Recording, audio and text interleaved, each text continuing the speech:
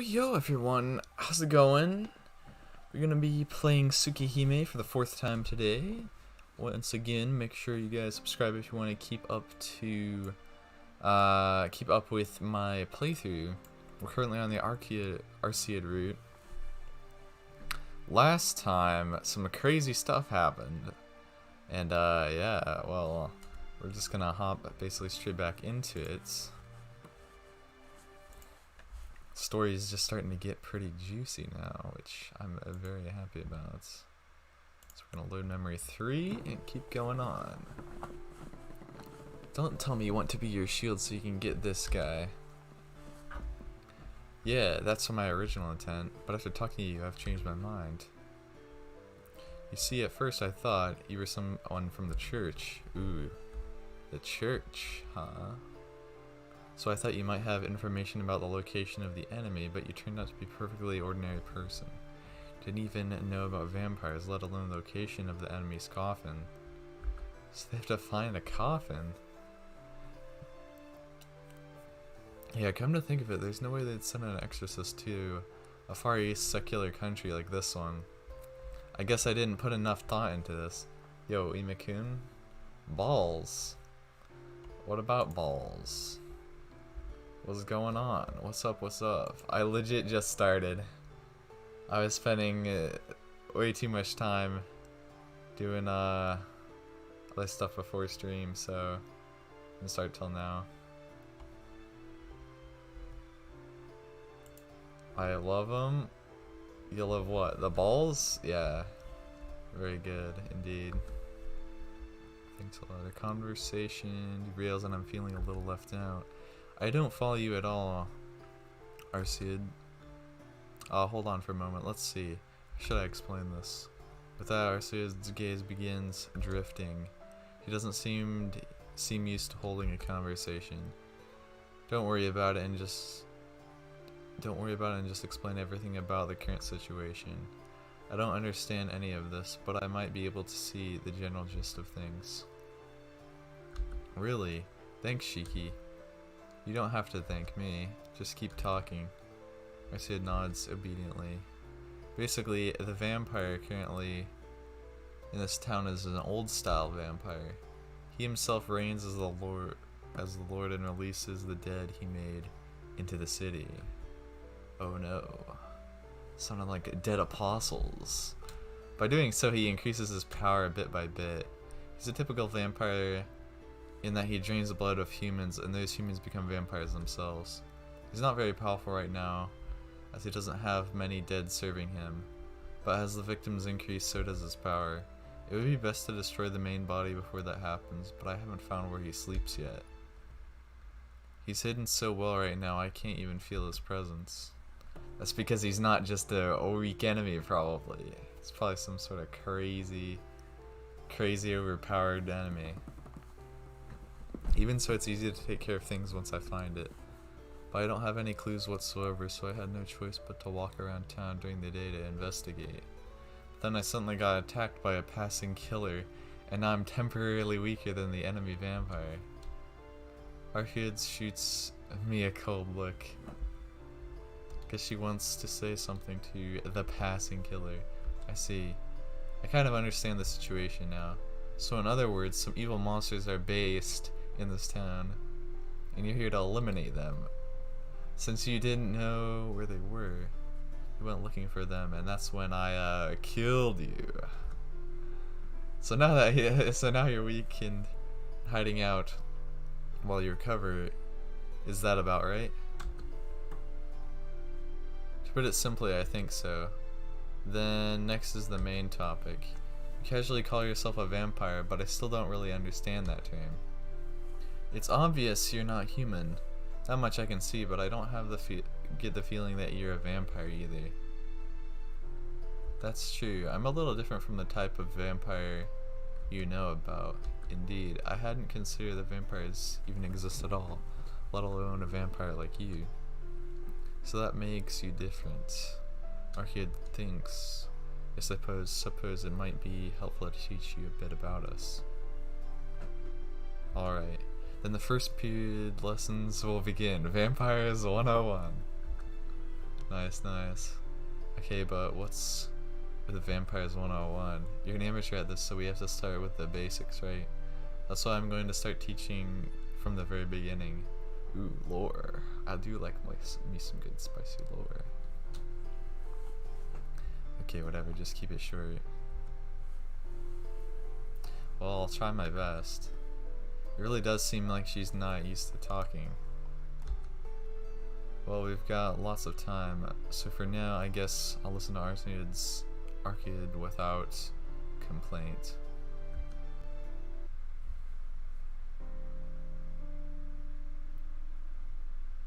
Vampires are divided into two main categories.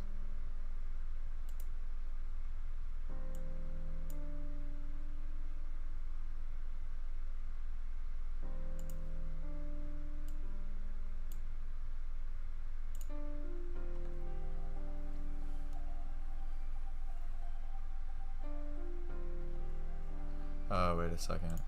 Gotta do one thing first. I had a surprise prepared for stream. That's what I was working on before this. So I'm gonna pull that up real quick. Cause I just didn't save it properly, I don't think. I just saved it as a file and not like an actual model.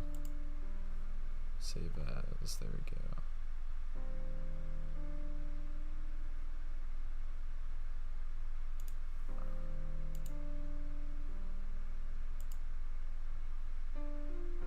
Wait a second. I've got to export. That's what I forgot. Export as VRM.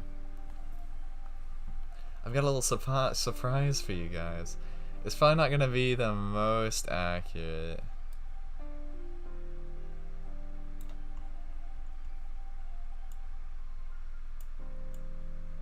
It's probably not gonna be the best, but I will try my best.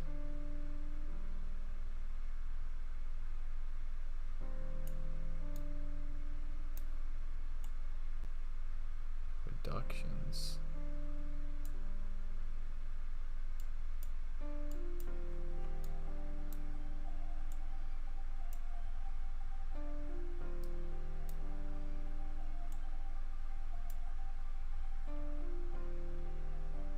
Why is it freezing up on me? Crap.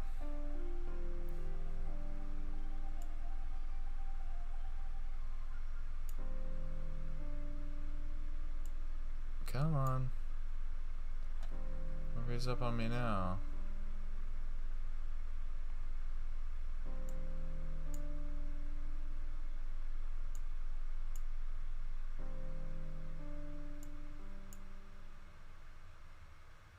What? It's like literally going like 1 frame a second. What the heck?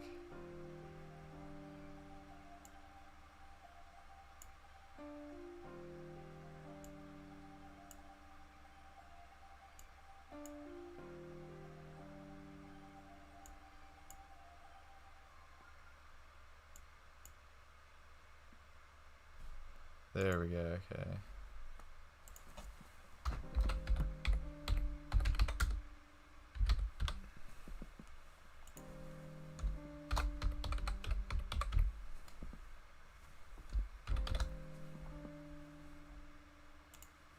Export. Here we go.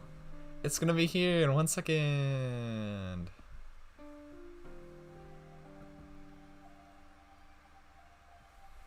Just give me 1 more second.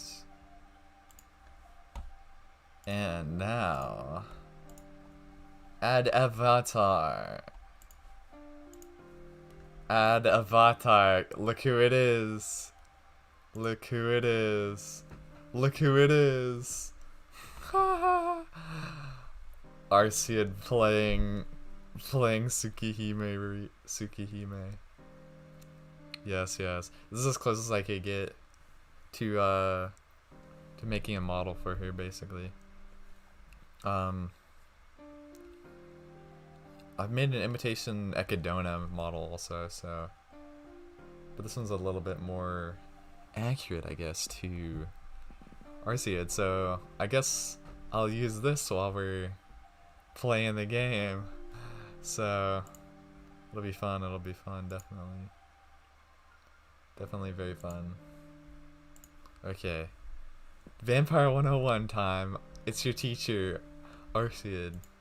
Or whatever. Arcueid. Those who were vampires from the start and those who became vampires. Ooh, the former are called true ancestors, and the latter are called the dead apostles. The ones you call vampires are the dead apostles. They drain the blood of humans and turn them into their slaves. They're weak against sunlight, and you can vanquish them with a baptism ritual. Our enemy is one of these dead apostles. It's gone from my enemy to our enemy. Well, I don't mind. She's not wrong considering the situation I'm in now. Huh. So you're saying these dead apostles aren't vampires from the start? What do you mean by that?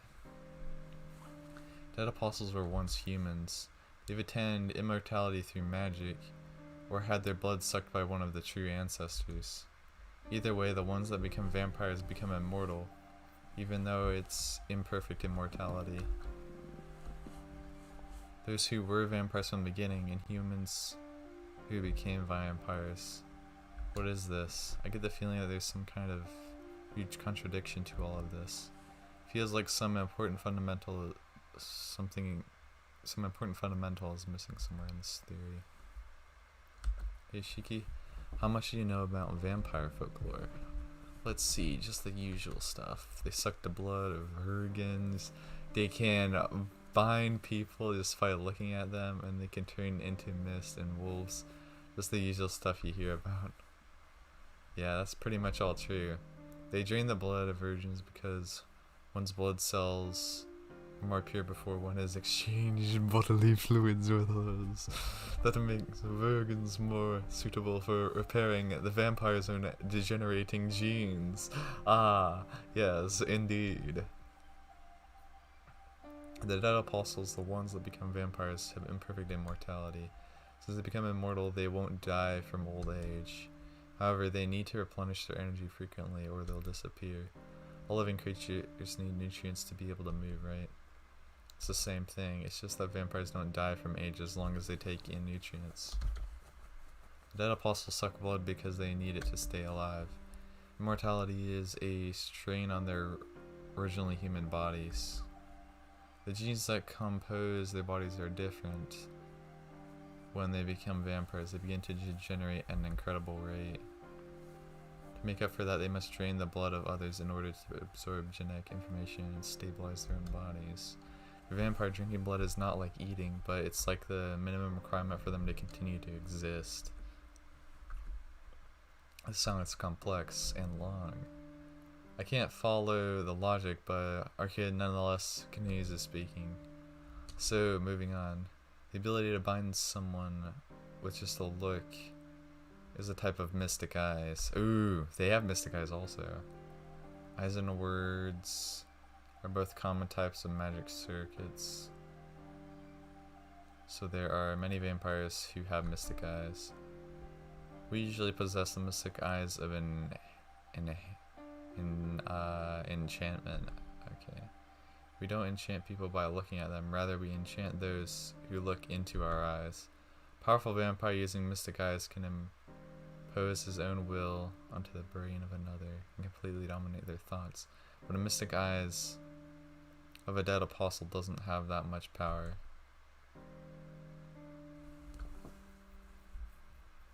What you'd call turning into mist is really just making a spare body and controlling it via the will. Once the part serves its purpose, you cut the flow of magical energy to the offshoot, and naturally it returns to dust. Wolves and other animal transformations are a byproduct of a vampire's repairing its damaged body from its familiars.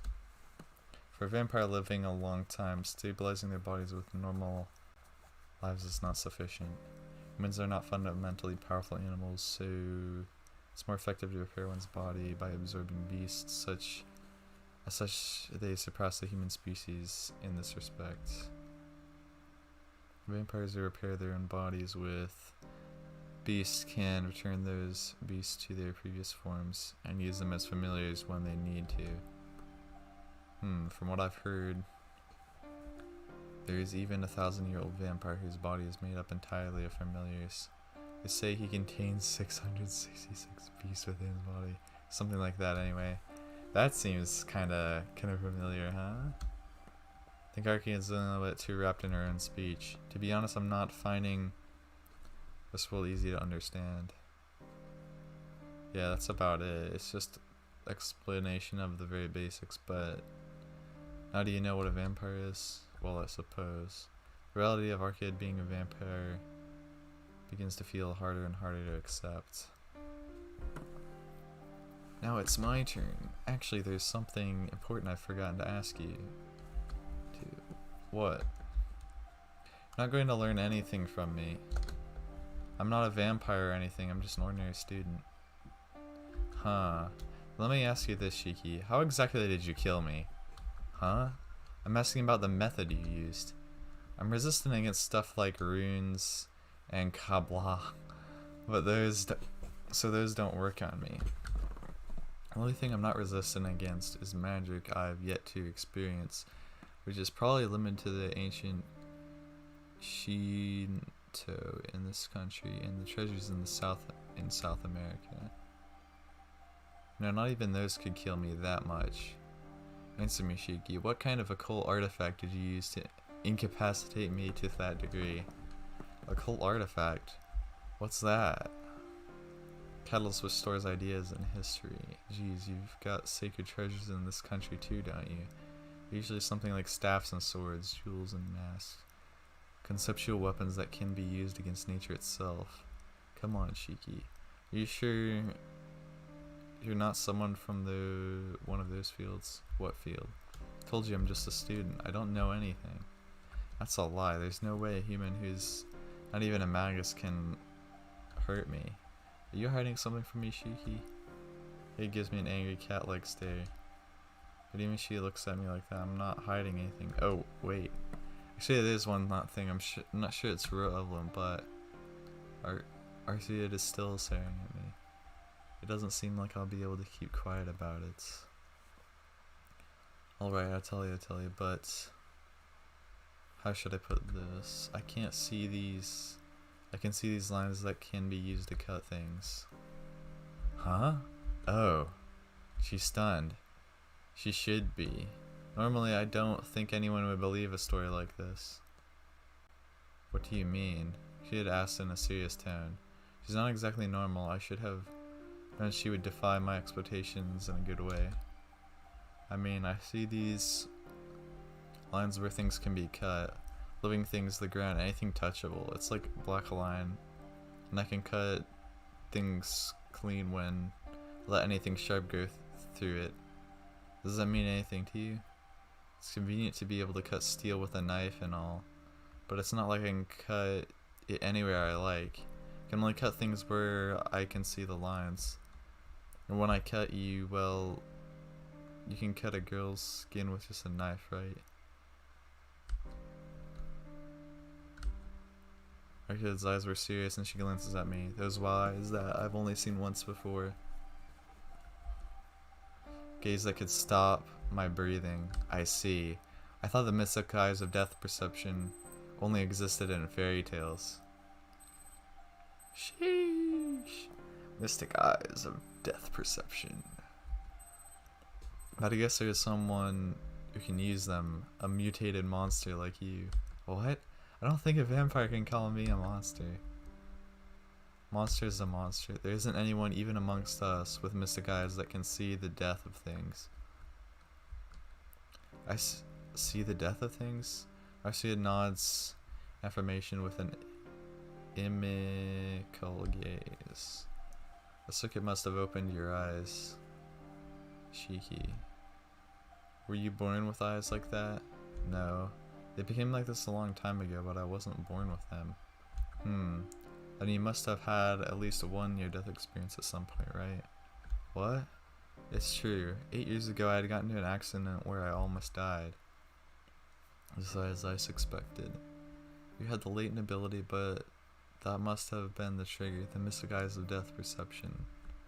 Huh, yes, with those you could definitely kill even me. With a small sigh, Arcueid's eyes returned to normal. I said, "Do you know something about these lines?" Not to the extent you would, but I do have some information. What you see is the end of all things, the point where things die easily. To put it simply, the time of death for anything, everything in existence, that is, death itself. I remember now. That time, when Sensei gave me these glasses, she had told me something similar to what Arcueid had said. There's a subtle difference to what Sensei said and what Arcueid said. What I'm seeing are only lines and not something as disturbing as death. What are you saying? What I see are just the lines where things can be cut. I'm telling you, those lines are the death of the object. Listen, Shiki, everything existent has an end.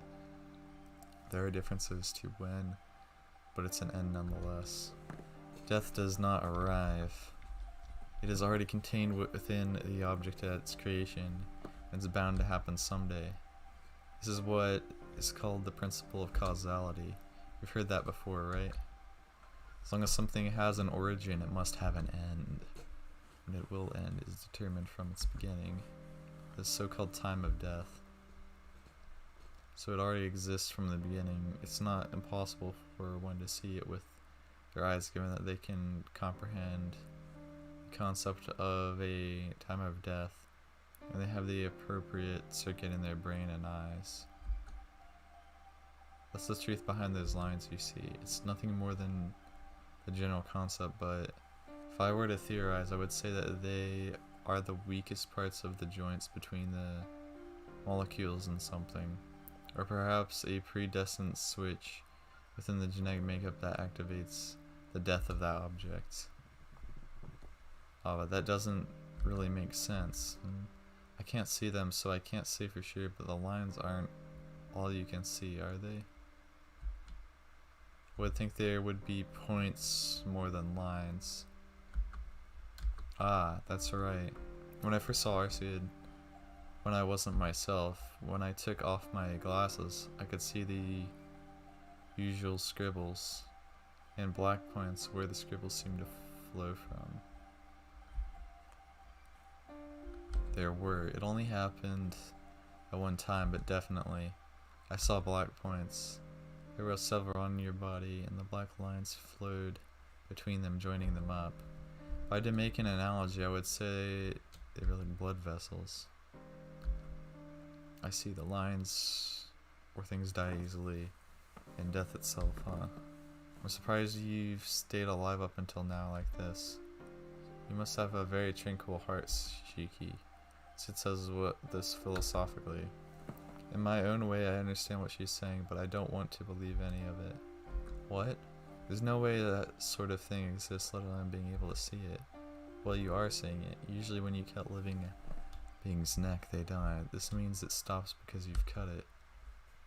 Conversely, you can say that if you can't cut something's neck, it won't die. Ah, this is about me, so just consider an exception.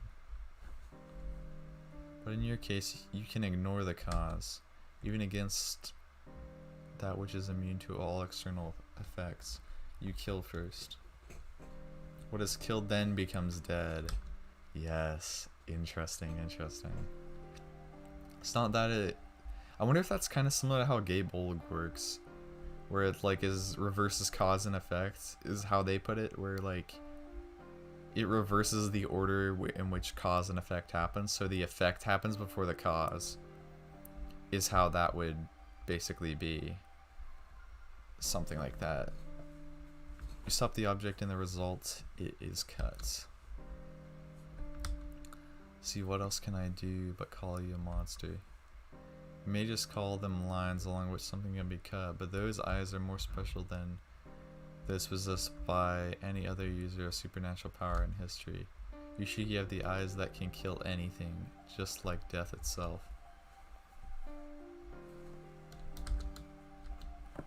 I'm at a loss for words. If that really is what I see, just like Arcueid is saying, those black lines really are the time of death for all things. And everything around me is filled with death. So what? If it's all as you say, I should be able to kill even you. Really? Then let's try it. Arcueid opens the curtains. The lights are off. The only illumination is the faint moonlight coming from through the window. Come on, it's alright. Try it, seriously. Ah, wait. Could it be you can't see them with those glasses on? Are you sure about this? I take my glasses off, only to see the lines, of course.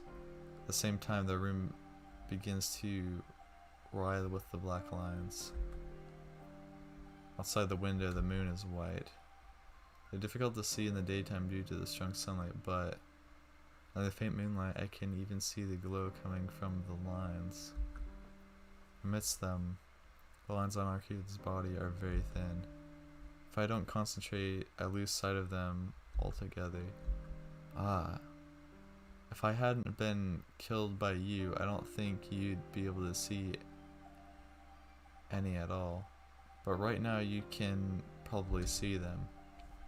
You see, although I have no times of death during the night, some do appear during the day. Ooh. You could kill me because it was during daytime, but you can see my time of death during nighttime now since I've used up a lot of energy to regenerate myself. In other words, I've lost my immortality. So, can you cut the lines on my body, Shiki? Let's see. I think I probably could since the lines are there, but I don't think I could do it so briskly and without hesitation like I've done before. I think it'd be hard. Lines keep fading in and out, so I probably couldn't do it unless you're sleeping. You can't, right? That's your biggest weak point. No matter how many deaths you can see, you need to trace the line with your own hands. No matter how weak I am right now, my athletic ability isn't so low that I'd be caught by you. I see. Come to think of it, I can't catch agile animals.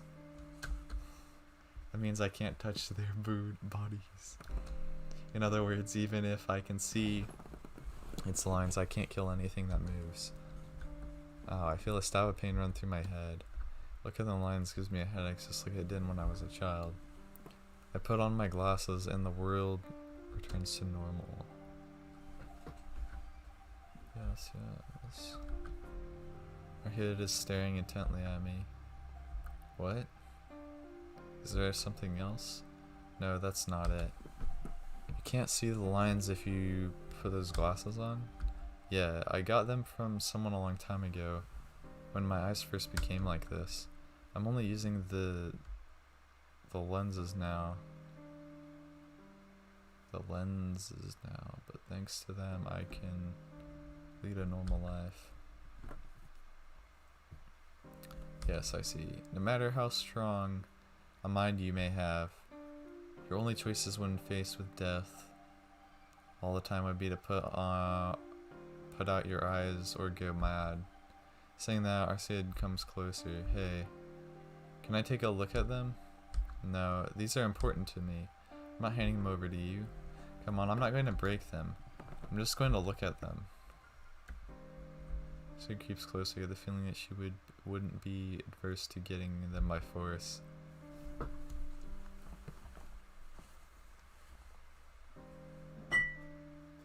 Fine, just for a little bit. So it doesn't look like she's going to give up. Fine, give them back as soon as you're done looking. I hand her my glasses. Arcueid stares intently at the glasses and then looks at me with frightening eyes. Shiki, is the person who made these glasses in the city right now? In the city right now? I don't think she is. It's been 8 years and it seems like she was only here for a week. I see, that's good. I don't have to deal with more, well, it's probably safer not to deal with Blue in the first place anyway. Blue, yeah, that's Akio, that's Alco's like code name. I think when she like, cause Alco got Blue as her color from the Clock Tower Academy, I think, and then Toko got red as her color from the Clock Tower. Arcueid retreats to her thoughts. Okay, and you know Sensei, I mean, the person who made these glasses? I know her. A sorceress. She is one of only 4 of her kind. These glasses are truly a masterpiece. Even I can't break them. Arcueid's face grows even more serious. Wait, you were going to break them?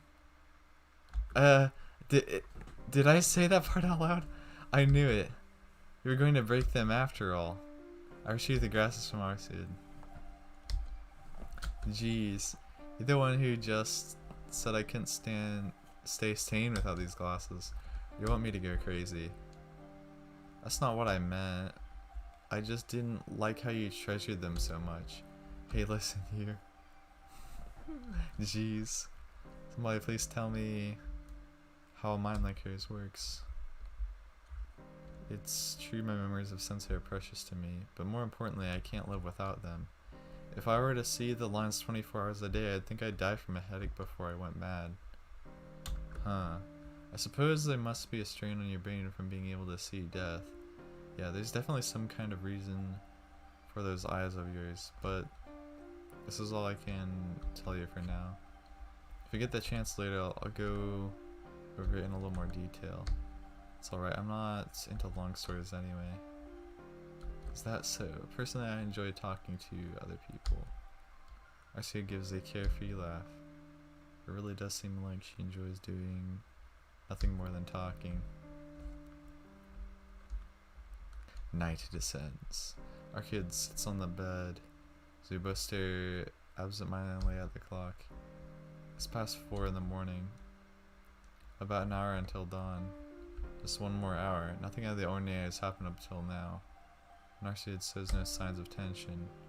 We're surrounded by complete tranquility. Somehow I'm beginning to believe that tonight might just end like this. Hey Shiki, Arcueid calls me again. But I don't have anything else to talk about. Really. But it's such a waste not to talk now that we are in a situation like this.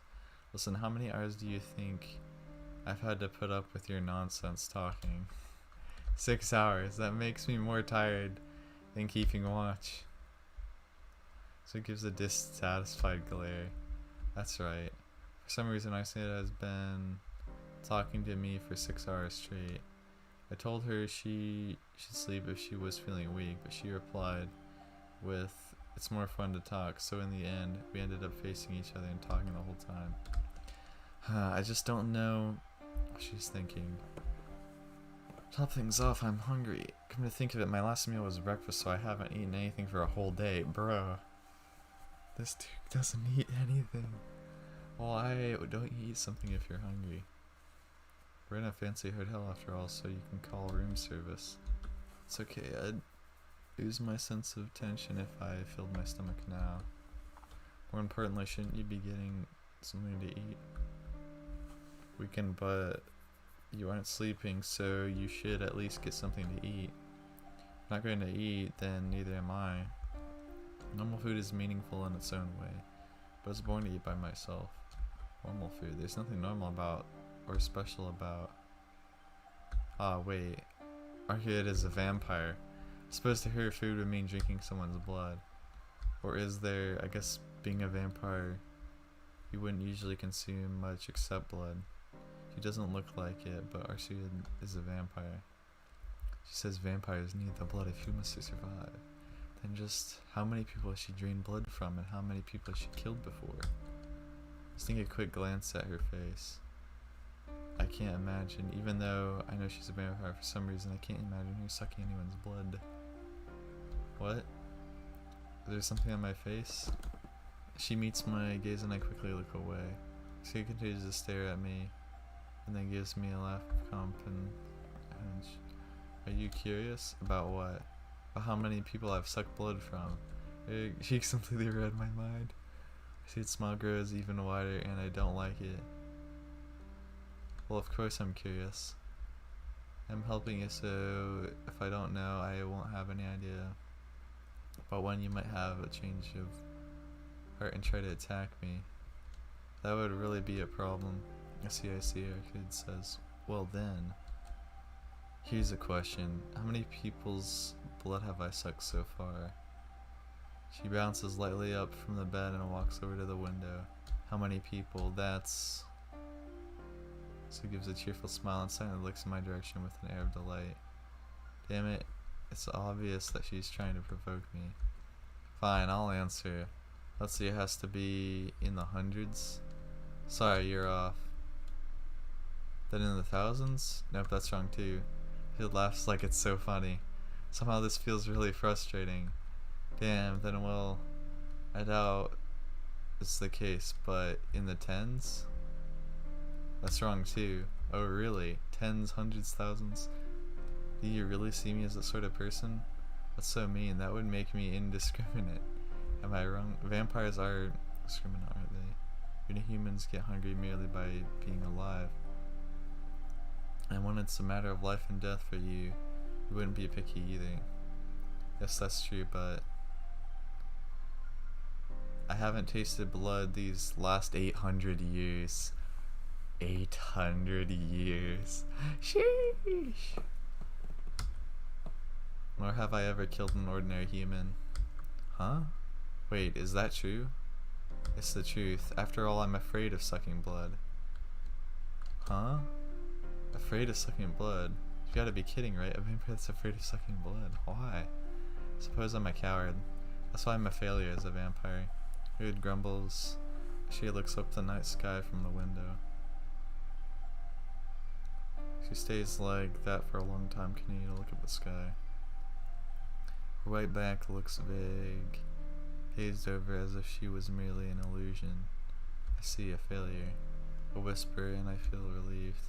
Somehow that makes me happy. Of course, it's only natural to be relieved, because now I know the person that's standing before me is some kind of vicious, evil being.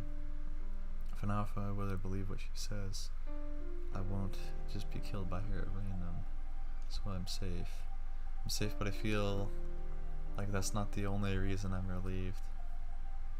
Damn it, what's wrong with me? Being relieved over something like this, how can I be happy over something like Arcueid being a failure? Suddenly I feel a faint dizziness. Shiki, what's wrong? You're sweating an awful lot. It's just this twinge of pain in my head. I realized something with a shock as I replied to Arcueid. The window behind Arcueid, beyond the glass within the city streets, still sunken in the darkness of night. A blue crow is looking in my direction.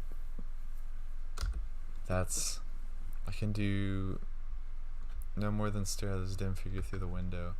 Arcueid turns toward the window too. Nervinsker. I have finally found. Indeed, I have finally found you, princess of the true ancestors. From somewhere, a force of will flows into the room. Arcueid's eyes are full of enmity. Outside the window, the crow gives a loud, high-pitched scream. This is it. I am heading there right now. Bro, I'm about to pull up.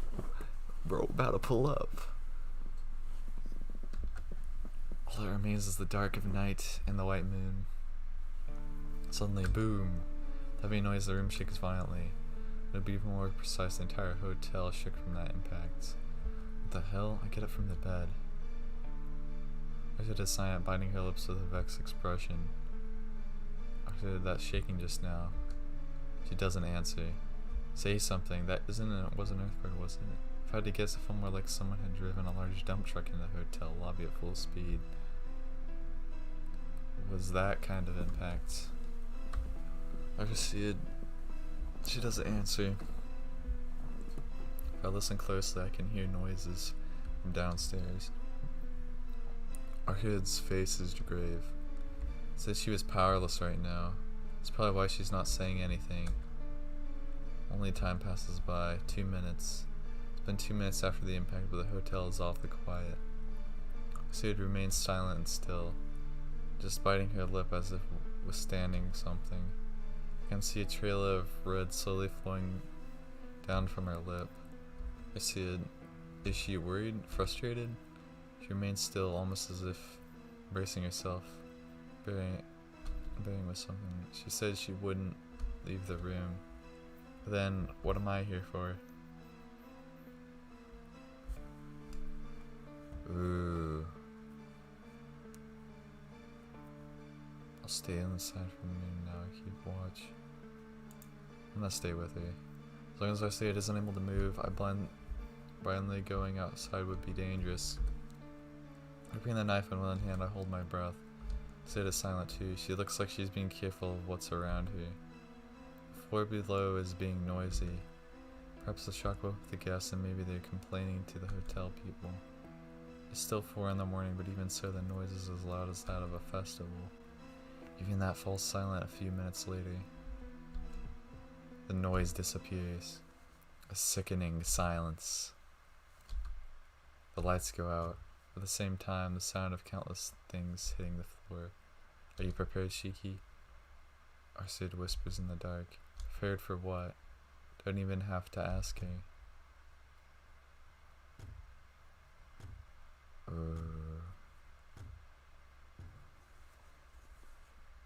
If remaining in here was a mistake, then that question was also a mistake. I turn towards the door and the sound of it breaking.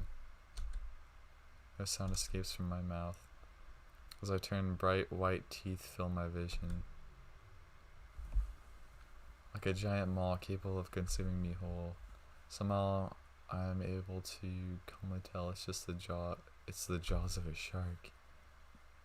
Rust blood spills everywhere, with a thump that remains of my body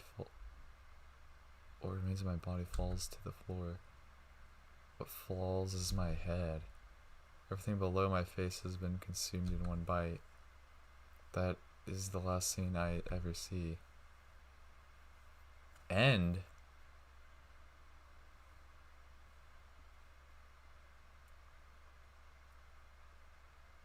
Oh, you take Seal Sensei's lesson? What the? Bro, it's over already? Teach me, Seal Sensei. Bonjour. This corner's for those unlucky Tonaku who easily ended up in a dead end again. It's time for Teach Me, Seal Sensei. Now we'll start second period. This time we will present the first Shakes and Shivers Animal Land from the season. Bro, it's Arcueid, but cat version. You can read your name as Shiel. Question denied. And then Tonakun. I think it's good to be prudent, but this time it seems to have backfired. Basically, you're a hero, so a little recklessness will be forgiven. Will be forgiven by the case with a certain animal like a shark. I guess you can't do much. You'll just have to abandon Arcueid this time around.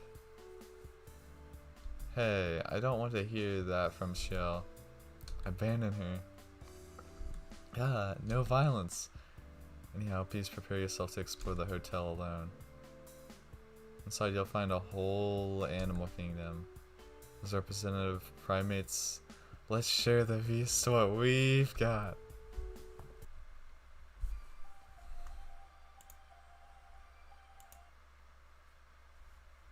Okay, so if I'm correct, option, ending list.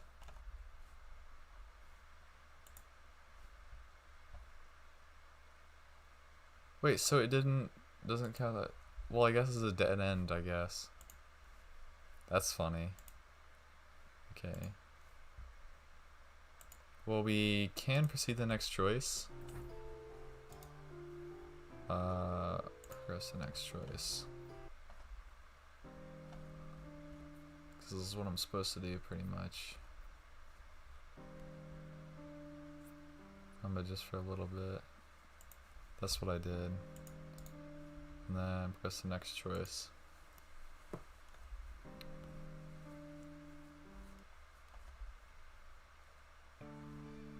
Let's check out what's happening outside. Alright, I decided what to do from the very beginning.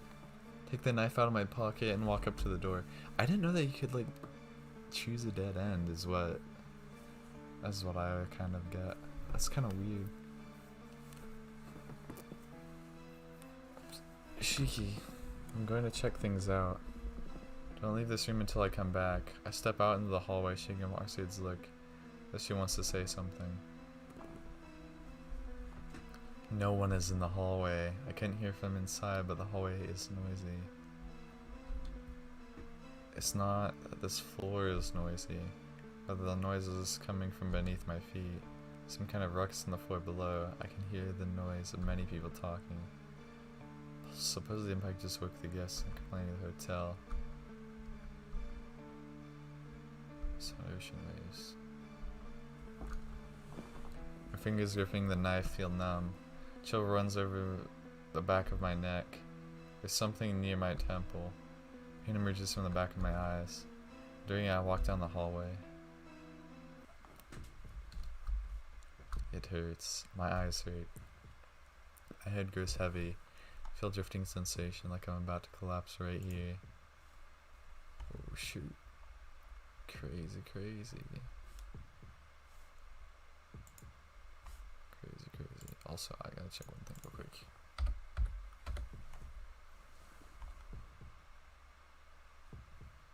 Yeah. I don't know.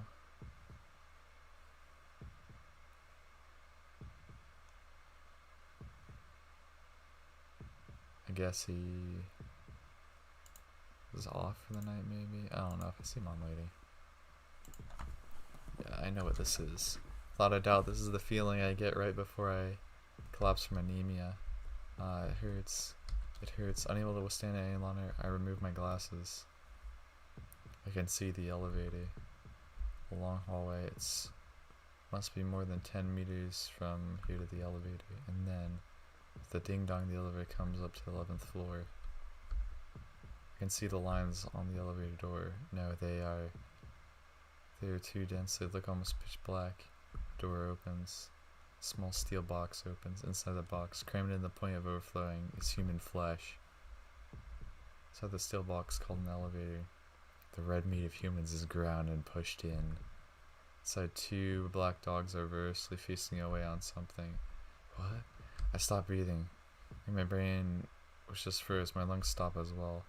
I can't breathe. But that isn't important. My vision turns crimson. With a bubbling sound, blood pours out of the elevator. It's the ocean of blood, people, arms, feet, bones, brains, fingers, organs, and other parts. The two black dogs are the only form of life. My very instincts refuse to take in the scene. Down the hallway, two black dogs are picking at the human corpses.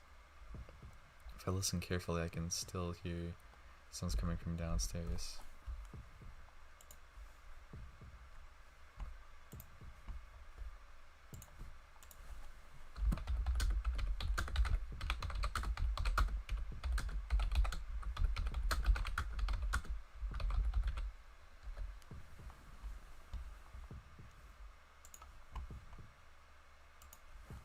What is this? There is no way I can see it. Before my eyes is the image of dozens of beasts eating people in the hotel alive. A man running down the hallway trying to escape, with the panther-like claws descending from the ceiling, slice him open from his nose to the back of his head. A girl locking herself up in a room and crying. But to the lions, the door is no stronger than paper, and within seconds they demolish it into an unrecognizable shape. Striving madly to be the first ones, there are people dashing for the elevator. But within it, the black dogs waiting inside decapitate them the instant the doors open. At any rate, there is no exception. Beneath my feet, within this huge box called the hotel, is a scene from hell. I can feel down to my very bones. I feel like throwing up, but I can't do that. If I just stand around and do that, I'll become part of that Red Sea. Ha ha ha ha. Resuming my breathing. I grit my teeth hard. The dogs inside the elevator notice me. All sounds from below have ceased. In other words, there's no longer anyone alive. The two black dogs begin to run, of course towards me. The last prey. Black dog is coming for me. On their bellies I can see an infinite number of lines, and on their foreheads the point of death. But even so, I'm paralyzed. My paralyzed mind does not order my body to fight or run. First black dog leaps. Its speed belies all human comprehension. It doesn't even take 2 seconds to cover the 10 meters down the hallway. They open their mouths. Mouths filled with fangs so many times sharper than the knife I have. They arm straight at my throat. Accurate and fast. The instant I realize that they're drawing upon me, the fangs bite into my throat with a crunch. I die. But that's not right. I can't be killed by something like this and refuse to die. This otherwise would not cause me to hesitate. A hot summer's day. It happened long ago, 8 years ago. I've seen something even more terrible. Thrust. I thrust my knife into the forehead of the black dog, biting into my neck. My arm moved just before the black dog ripped through my throat. It was done so perfectly, even for myself. Like a machine whose sole function is to cut. Plunged the knife into the dog's forehead without any useless and wasted movement. Because that is where the first dog's point was. Normally, even if the brain is destroyed, muscles try to execute the commands they have received from the brain. Black dog would have probably ripped through my throat even if I had simply pierced his head. Well, normally that would happen, but the black dog is dead. Death is a complete stoppage. At the point when I killed it, it lost every form of validity. The first dog falls to the ground. In its place, the second dog is flying straight at my face. Thrust the knife right into its open mouth. But that was a mistake. This dog's point is not on its face, but on its chest. Just stabbing it in the mouth will not kill it. The knife pierces through the dog's mouth to the back of his head. Naturally, the hand holding the knife still remains in the dog's mouth. Black dog is still alive. Its jaw shuts. The joint between my arm and the hand holding the knife has been about to be ripped apart. Proper thought returns with the pain. You have to be kidding me. It's as if I just letting him chew through my arm by stabbing him in the mouth. I try to pull my arm out. The dog's teeth are deep in my arm. It doesn't seem like I can pull it off. Importantly, this black dog, despite having been pierced in the head, is still filled with life. Even though I lift it after piercing its head, it shakes and lands on top of me. I fall onto the floor. I still can't pull my arm out. The black dog, still pierced in the head, applies more power to its bite. My arm is surely going to be torn off. I can't believe this. No dog ought to be able to bite anything in that state. I feel something wet. I can see blood spilling from the black dog's mouth. It is the black dog's blood leaking from the knife wound to the head. Or is it the blood coming from my arm about to be torn off?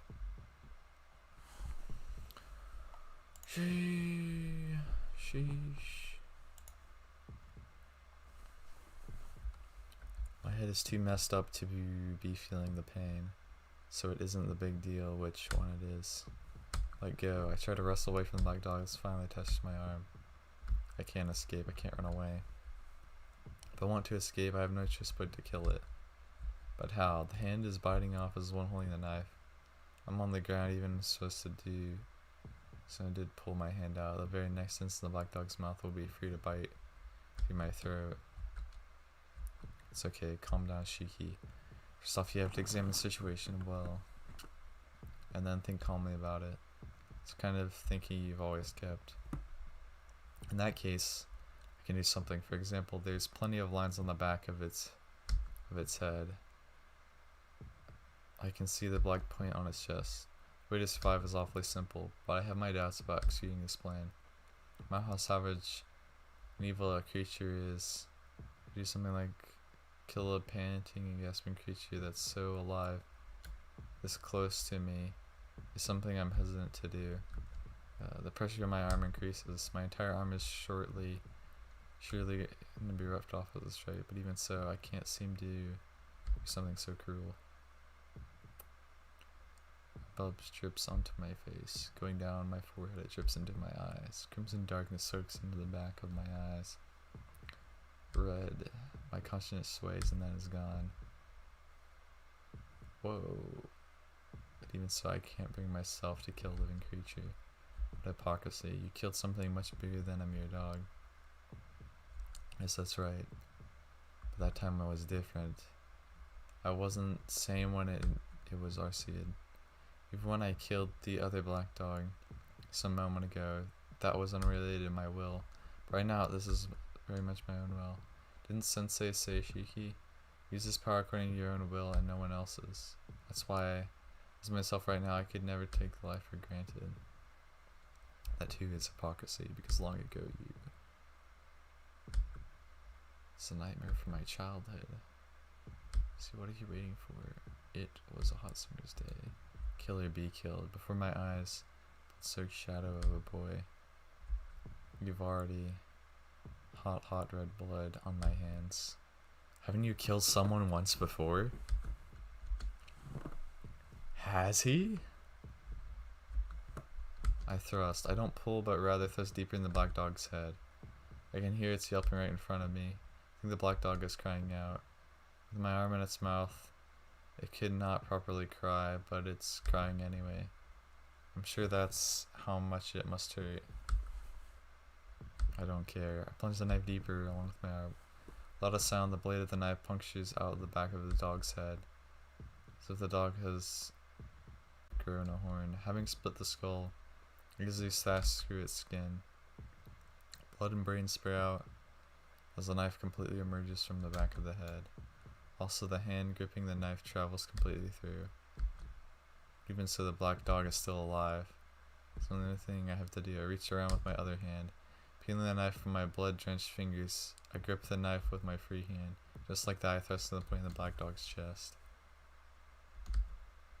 With that, the black dog dies. The strength drains from its jaws, and I easily pull my arm back out. Oh, it wasn't torn off at all. I look at my blood-covered arm. There are many teeth marked, but my flesh is almost free of wounds. The blood must have been from the black dog when I impaled it through the head. Yo, so he can't be injured, really? Yo, I've already getting some theories about, like, what Tono could actually be, pretty much. And, yeah, I'm gonna call it right now. I think he's either a true ancestor or, like, a dormant true ancestor, something like that. Or, like, a half-true ancestor or something like that. Or, like he is actually a, like, blood apostle, dead apostle, something like that. I don't know. It could be weird. And that's why he has the anemia attacks, because he's low on blood. But he's never, like, he has killed people before, pretty much. But the thing is that the glasses basically counteract his, like, alternate personality or something. Like, he probably has 2 personalities, something like that. It could be interesting. I don't know, but I think he's some sort of vampire, maybe. Some sort of something. Here on the ground, I look up at the ceiling. My head hurts. The world becomes a patchwork, and here and there, I can see the black points of death. My body is freezing, but my mind is burning feverishly. Right beside me lay the corpses of the 2 black dogs. One of my arms is covered in blood, the other clutches a red knife. So there's quite an uncountable number of dead bodies downstairs. All I can do is laugh, because this isn't real. There's no way this can be real. At what point did I, with my eyes wide open, start seeing a nightmare? Ding dong. Terribly out of face, cheerful sound rings out. Damn, what's with this headache? Stand up, enduring the razor-like pain in my head. Elevator? It seems like the sound is the other elevator coming up. The door opens. Inside stands a man wearing a black coat. Bro, the headache worsens. Yes, I've seen him before. I'm sure I've seen that man before. Silently he walks towards me. I ready my knife as I glare at him. But he doesn't react at all as he walks towards me. It's as if he doesn't notice me at all. The distance between us shrinks. So a little more, and then there's barely 1 meter between us. And the man finally seems to notice me. Those bloodshot eyes. The instant I see those eyes, which no human should possess, I lose all freedom to move my body. I thought I killed everyone, but it seems like there's still one left. Man turns and looks at the corpses of the 2 black dogs. You piece of filth. If you can't even take care of a scrap of meat, you're unworthy to be part of my body. The man voices his displeasure as he raises his hand. His coat lifts like a mantle, broken, with a splash. The black dog's remains liquefy and disappear into the man's coat. Ah, I can't even scream. Below the man's coat is pure darkness, without even traces of an outline. All that exists there is mud-like darkness. This is dangerous. This guy is too dangerous. My instincts sound the alarm wildly in my head, but I can't even lift a finger. The man in the black coat approaches me. It's not good if I just stay here. The unstopping hit grows to an unbearable level, telling me this place is dangerous. Whatever that means, if I don't get out of here soon, I'm going to lose my life. But it's too late. The man is right before me. But his eyes aren't looking at me at all. Feed, he raises one of his arms. Below it lines gag darkness. From here, something huge appears. Womp, the sound of wind. That which has appeared from below the man's coat is a crocodile's mouth, easily large enough to swallow a manhole. I'm going to die right here in this instant, crunched up like a ball of paper. Just as I was convinced of this, someone pulls me back. Chomp. Clomp. What? I can't believe it. Instead of me, the jaws of the crocodile clamp on the stomach of Arcueid. He just pulled me out of the way. Sid's fake and swarts in agony. She draws back before she is completely devoured by the crocodile's maw. Man silently watches Arcueid. Arcueid glares back at him with a pained expression, and her midsection stained in red. I can't believe a vampire named Chaos would play such trivial games. It's like a poorly scripted nightmare. Nivskver Chaos. Nervinskver Chaos. I feel the same way. To catch one of the surviving true ancestors. I never dreamed I would be part of such a foolish festival. Yo. Dude, I'm piecing it together, but with the opening of the Tsukihime remake, it's not a car accident. Like, there's definitely an event that happens or something, and Shiki gets protected by his mom or something. So, I'm betting that the non-true vampires are like hunting down the true ancestors, something like that. But my guess is that Shiki is at least somewhat connected to the true ancestor lineage. Like, he might not be a full vampire or something like that, but he might like be part of the vampire legacy, that kind of stuff. Could be interesting.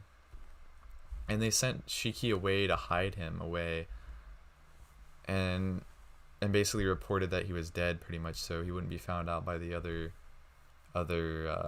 dead apostles, basically. That could be crazy.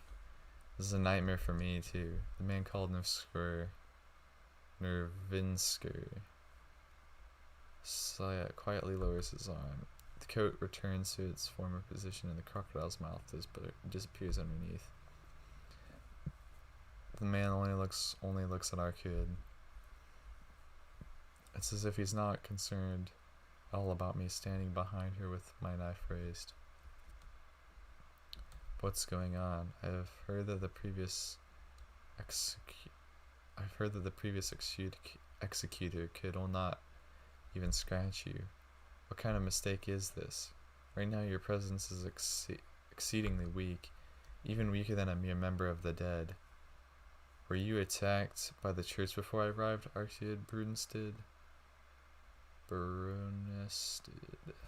Wait, so he's an executioner.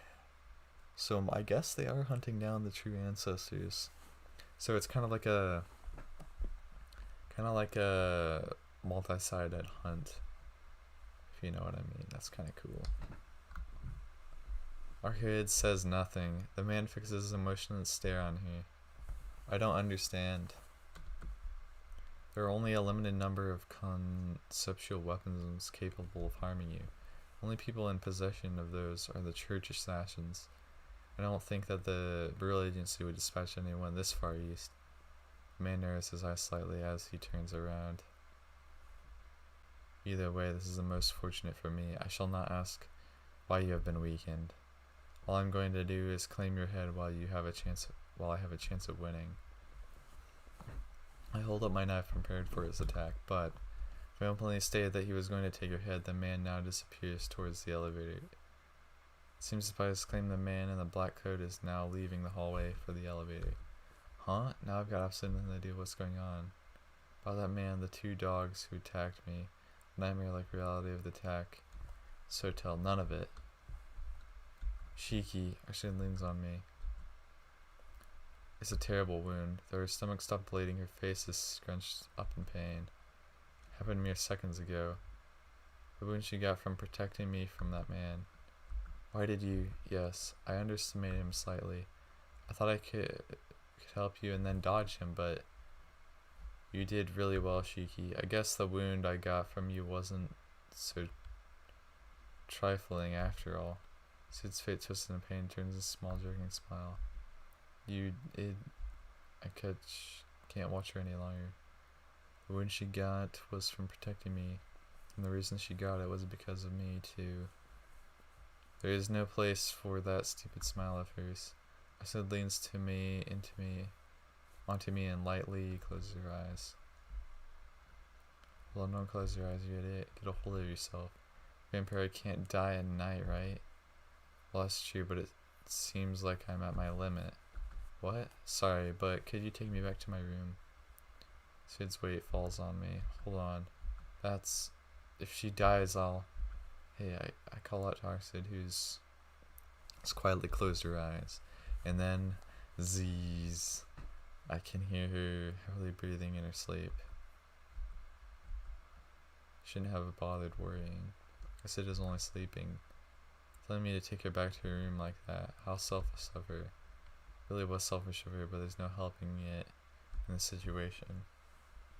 Besides, if we stay in this hotel any longer, I have the feeling we'll be in a lot of trouble. Headache won't stop. I guess I have to rest too or I'll faint. So dreams. Oh, that place. I've only been there once, but I definitely remember it. In that case, there's no point staying here any longer. Carrying Arcueid, I decided to quickly leave the hotel. The city is slightly lit up. Fortunately, it's too early in the morning for anyone to be awake, so I get to Arcueid's room without being seen. I see. That's how it is. And I finally realized why the man left. The streets are beginning to become covered with a faint orange light. I guess dawn is breaking already.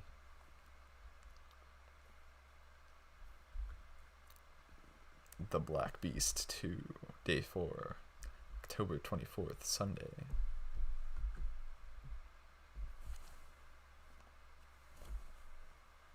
Yo. Crazy. Ugh. Bro, I'm getting kind of tired. I think my friend actually went to sleep already, so I guess we'll continue on a bit.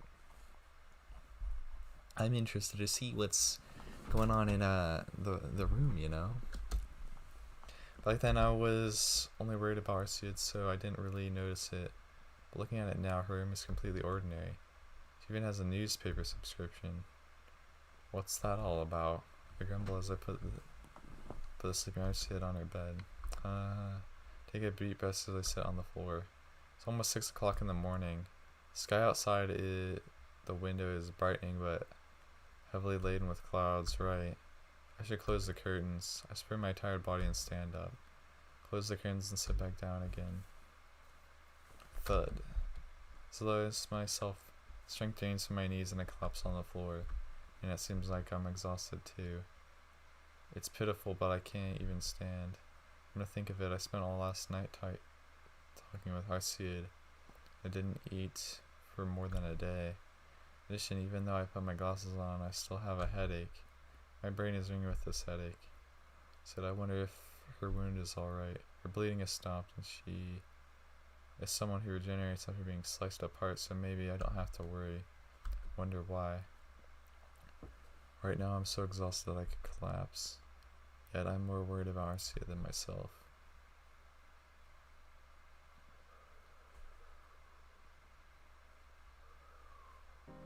Investigators believe the cause of the Takadayoshi motorcycle accident was a malfunction of the brake pedal, which occurred while he was descending a steep hill. So no one was killed in the accident. The man's generic unfamiliar voice. Did I fall asleep? When I come to, I find myself lying on the floor under a sheet. It's about past noon. Sid is no longer on the bed, and uninteresting news fills the room of the television. Where did Arcueid go? I sensed someone in the kitchen. I ended up moving around with such a wound. Get out from under the sheet and stand up. She go to the kitchen and check up on her wound. Next on the news, a massive number of people went missing in the early morning hours at a hotel in southern Minayajirogi City. Stopped dead in my tracks. My eyes become glued to the news catcher on the television set. 130 people staying in the hotel are still unaccounted for.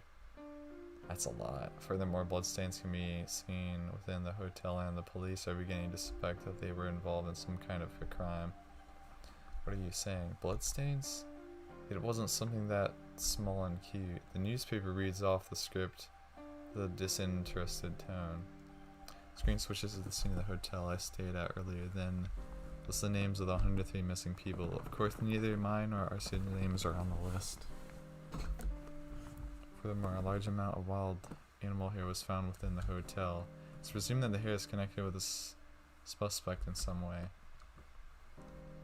There's a breed of dog wolves. There are also evidence of a bear.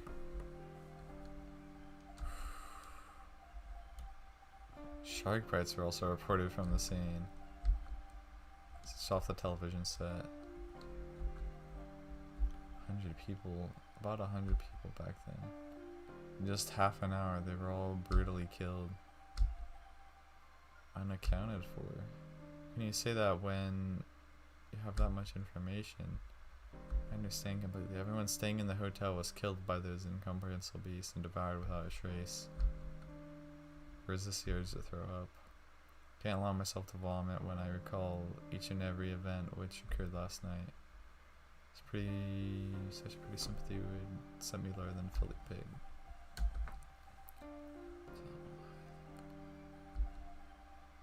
100 people killed without even leaving their bodies behind, only blood.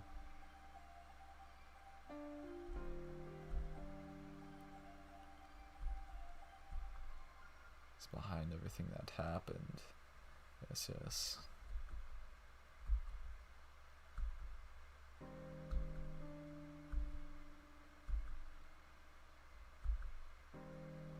Just recalling the face of the man in the black coat makes me want break something and irritates me. You're awake, Shiki. Arcueid pokes her head out of the kitchen. Oh, what is it? Making such a scary face. Did something happen? Speed slightly, but nothing happened at all. Feeling which were welling forth inside me until now just disappeared. Is your wound okay? Yes, for now. She laughs confidently. Seems exactly like before, probably better than I am. And that's good, at least. At least the person near me is safe. Okay, wait a minute. I said isn't human. Forgetting such an important thing, I've really spaced out. I'm happy your wound wasn't serious. You were calling me a monster. Yeah, I still think you are, but that's something else. Just wanted to thank you for helping me. I helped you, Shiki. His eyes widened in surprise. It seems she wasn't even aware of it. Yeah, you helped me, so it's a little late, but thanks for protecting me. If you hadn't pulled me out of the way, I would have joined that list of 103 names. Thanks, I wasn't really anything. I'm the reason you met Nervinsker, so you don't really have to feel like you owe me. But the truth is that you saved me. Since you did, I want to thank you.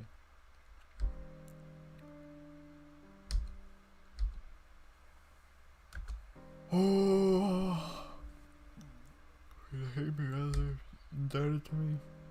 Well, certainly I do think that you're a big bother. But you know, in the end, I think I had to take responsibility for my actions. It was a long time ago, someone taught me this. He said whatever happens around me, I have to stick with things I start to the very end.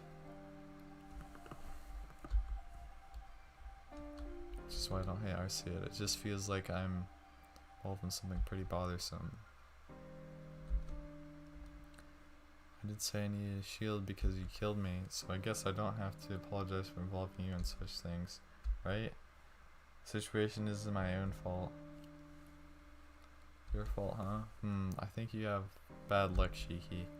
If only you killed some other girl than me, things would have ended up like this. Hey, in the first place, you can't just assume I would kill someone other than you, Arcueid. I've only felt like that stalked and killed only once, only Arcueid. Or I want to think she would be the only one. Do you remember something you forgot? No, it's not it. I never really thought about it before, but I just wondered why I wanted to kill you. Arcueid frowns and she looks at me. Well, it's a natural reaction. I want to kill Arcueid is saying that he doesn't know why he killed her. There's no reason at all, right? Because you're just a born killer Shiki. Huh? Hold on. Wait, what did this woman just say about me? You seemed really used to it when you attacked me. You rang the doorbell, put your hand through the door as it opened and entered. While I was still off guard with surprise, you killed me with your first strike and just finished off by slicing me to pieces. Yeah, your surprise attack was perfect. Perfect, was it? Painting of you from that time would have been an unparalleled masterpiece. That's how perfect it was. Dude, I can't wait to see it animated. That's gonna be such a crazy screenshot when it's animated. No matter how much superb a killer, no matter how excellent your technique, the victim this time was a poor choice. I don't know how many people you killed until now, but I think it was time for you to be caught when you chose me as your prey. What's that scare face all of a sudden? If you want to say something's better than you say it. We've never held anything back between us, right? That may be true. I nod and motion her to come near me with my hand. A secret. Sid approaches excitedly. I bring her mouth close to her ear and clearly state what I want to say. No, Arcueid. Yeah, what? Okay, ready? That's not it at all, you idiot. Idiot. Baka. I shout through the room. I strike her eardrums with full power, not holding back one bit. Oh. Sid exaggerated. It covers her ears. I'm ticked off now. What are you doing all of a sudden, Shiki? No one who should be. Bro, he just freaking screamed in her ears like that. Like, that's so mean. What the heck? I understand why. By you asking me to be a shield against someone else watching over you because you think I'm some crazed killer. You thought so highly of me because of that. Look, I'll tell you right now, I'm not a killer or a homicidal maniac. You were the first person I killed. So the mouth hangs open. Damn it, she really does seem totally surprised. No way. It was your first time? You were that skilled? Yeah, certainly I do have strange eyes, but I still lived an honest life. Never even thought once of using these lines to kill people. But then why did you kill me? You never even saw me before. I don't know why either. This became so fixated when I saw you on the street. When I came to, I had already sliced you into pieces. In this room, without reason, without purpose. I see, yeah.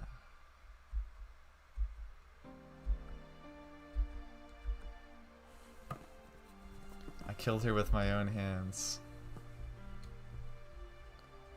Why are you all quiet again? What do you mean, Shiki? I have to apologize. Such an important thing. I, Tony Shiki, killed you. More than anything else, I should have apologized that from the very beginning. Really is something wrong with me. It's only natural she mistook me for a killer. Because I don't even understand that impulse myself. So maybe Tony Shiki might be a real killer. The reality is I killed you, so I have to accept my sin and punishment. They like me can't mix in with the rest of society.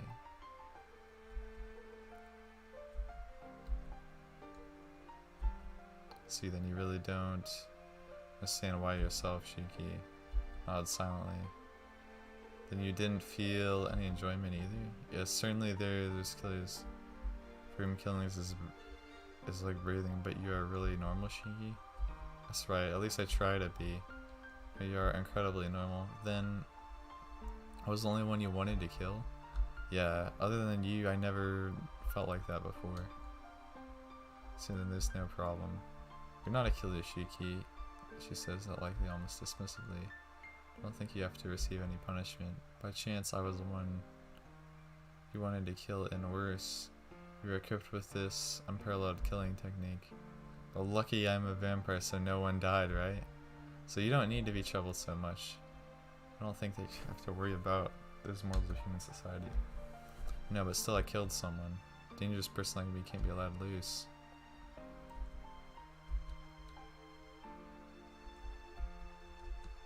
Maybe so, but it doesn't change the fact I killed you. Of course, even now I still resent it. So it would be troubling if you just forgot. But you know, Shiki, if you feel that way and will always regret it, then I don't think there will be any problem. That's just sugarcoating it. Shiki, there really are people who will not solicit the devil, even if they hated the world. Like someone in Oz, they could apologize to a vampire. Ha ha ha. So I think it's alright. No matter what people say, no matter how much you say you're not, you can still stay in the world you want to live in.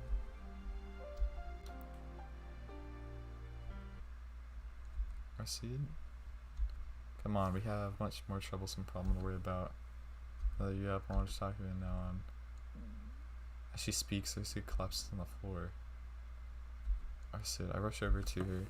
Sweat glistens on her forehead and she's breathing painfully. It still seems I can't do much. I look down.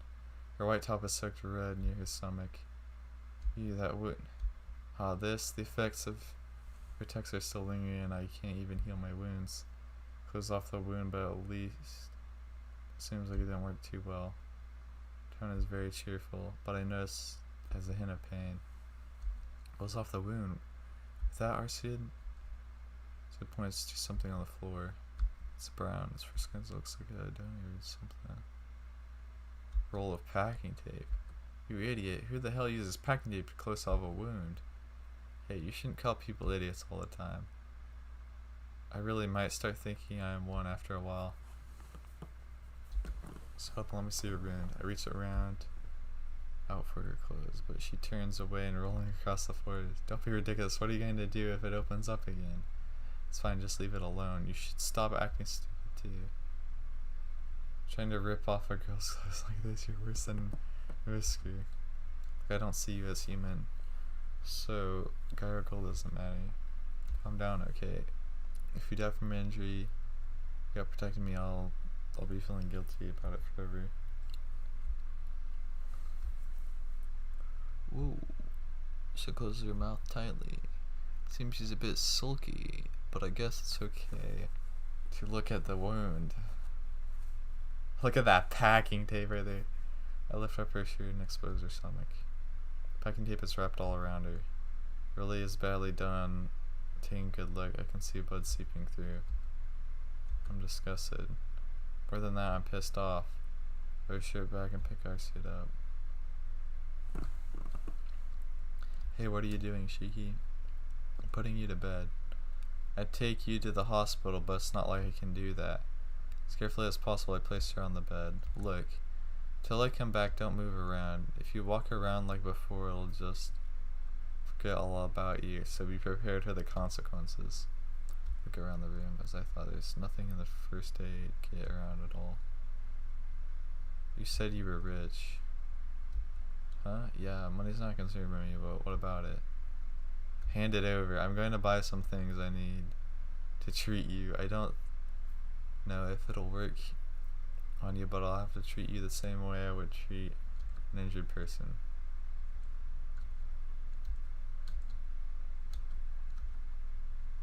This is made the same way as yours, so it might have some meaning.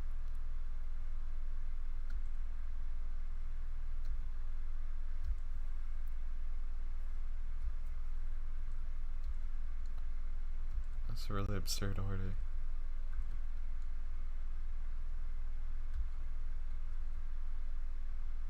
Your immune system will get weak, and your mood will get even worse.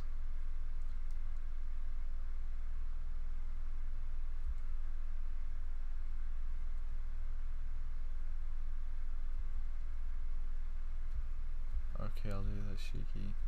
It smells happily as expected. This is complete mystery.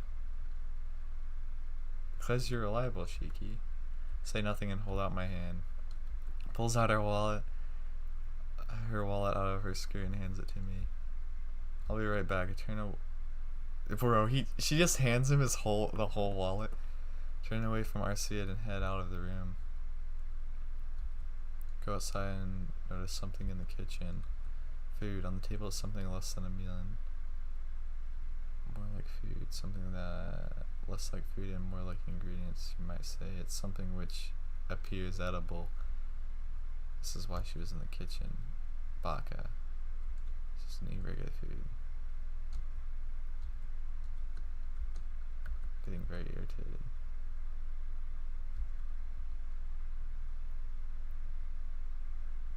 Although I say first aid, the only things that come to mind are things like straining bandages or painkillers. But it's still better than nothing. If it's a small thing, even something, and it's not zero. Being that, I buy whatever I can think of. Okay, I am going to pause it here. Create a save game, remember slot 4. And then return to title screen. Yup, and that's gonna be the end of the stream today. Hope you guys like Vampires 101 with Arcueid. That's what we did today. Very fun, very fun. It's like 1 o'clock. Oh gosh. But yeah, hope you guys enjoyed the stream. I don't know if I'll be streaming tomorrow. I might take a break tomorrow. But expect streams like in 45 minutes to an hour segments, I guess. For the next like several weeks probably until I finish Arcueid Route. And then we're gonna be doing the Far Side routes, probably. But I might take a lot longer with those and take my time on those kind of. Well, I mean, I'm gonna sort of take my time on those, but this is what I'm playing right now. But anyway, I'll see you guys in part 5.